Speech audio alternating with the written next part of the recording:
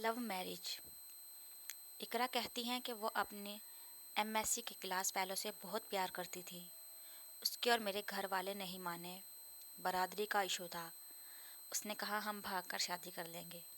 میں نے ماں باپ کی عزت کو رات کی تاریکی میں خاک میں ملا کر گھر سے بھاگ کر اس سے شادی کر لی۔ ہم عدالت بھی نہیں گئے۔ اس کے 2 دوست تھے اور ایک مولوی۔ میرے 3 بھائی بڑے تھے، ایک چھوٹا۔ اکلوتی اور بڑی لاڈلی بہن تھی بھائیوں کی۔ سب نے ہمیشہ ہاتھ کا چھالا بنا کر رکھا، ایسی آنکھوں پر پٹی بندھی کہ سب کچھ مٹی میں مل گیا۔ میرے بھائی مجھے ڈھونڈ کر قتل کرنا چاہتے تھے۔ ہم لوگ براستہ ٹرین کراچی چلے گئے۔ موبائل نمبر بدل کر روپوش ہو گئے۔ وہاں میرے خاوند کو ایک اور لڑکی اچھی لگ گئی جو ان کی اردو اسپیکنگ کولیگ تھی۔ وہ بظاہر مجھ سے زیادہ خوبصورت اور بااعتماد تھی، مگر میں تو ان کی بیوی تھی نا۔ وہ مجھ سے خفا سے رہنے لگے۔ اس سے ساری رات چیٹ کرتے، مجھ سے لڑتے کہ میری وجہ سے وہ اپنے گھر اور شہر سے اتنی دور ذلیل ہو رہے ہیں۔ ان کو اچھی جاب نہ ملی، گزارا نہیں ہوتا تھا، تو میں نے جاب کر لی۔ وہ مجھ پر شک کرنے لگے۔ حالات اتنے سنگین ہوئے کہ ہم ایک ساتھ نہ رہ سکتے تھے۔ میں نے ان سے کہا کہ آپ آزاد ہونا چاہتے ہیں تو ہو جائیں۔ وہ واپس پنجاب آ گئے اور اپنے گھر واپس چلے گئے۔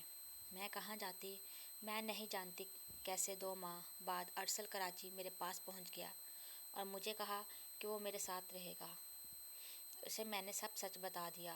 وہ تھا تو چھوٹا مگر بہت بڑا بن گیا اور مجھے معاف کر کے گلے لگا لیا۔ اپنے ساتھ لاہور لے آیا اور کہا کہ باجی تم اب کبھی شاید گھر تو نہ جا سکو، مگر اپنے بھائی کے ساتھ ساری عمر رہ سکتی ہو۔ ہماری شادی اب کہاں ممکن تھی؟ جو ہوا وہ کب چھپایا جا سکتا تھا؟ ہم 3 سال یہاں لاہور رہے، پھر دونوں ہی دبئی چلے گئے۔ کسی کو نہیں پتا کہ میں اور ارسل ساتھ رہتے ہیں۔ میں دبئی ایکسپو سینٹر میں جاب کرتی ہوں۔ ارسل پیزا ڈیلیوری کرتا ہے۔ وہ جب امی ابو کو ویڈیو کال کرتا ہے تو میں سائڈ سے امی کو دیکھ اور ان کی آواز سن لیتی ہوں۔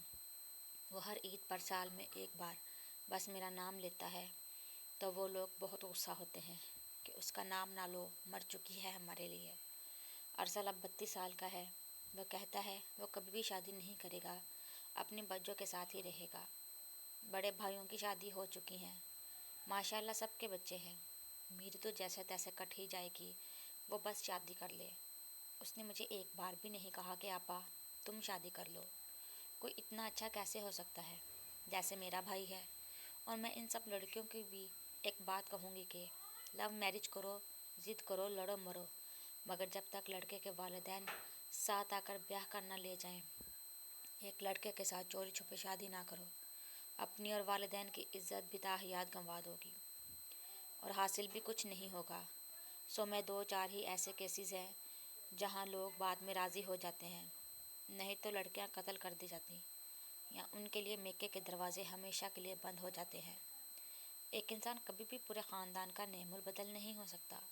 عاشقی کے زمانے میں یہ باتیں عقل میں نہیں آتی۔ گھر جیسے ہی پیار باہر نکلتا ہے، چند دن میں عقل ٹھکانے لگ جاتی ہے اور تب بہت دیر ہو چکی ہوتی ہے۔ میرا بھائی میرے پاس نہ کراچی آیا ہوتا، میں آج شاید گنگو بائی جیسی فاحشہ ہوتی، بھائیوں کے ہاتھوں یا اس سماج کے مردوں کے ہاتھوں مر کھپ چکی ہوتی۔ نہ جانے کہاں زندگی کی سانسیں پوری کرتے ہر روز ذلیل ہو رہی ہوتی۔ اور سب کے بھائی ارسل جیسے نہیں ہوتے۔ ایسے چکروں میں پڑی اپنا وقت اور ذہنی سکون برباد کرتی لڑکیاں ہوش کے نہ کھلنے۔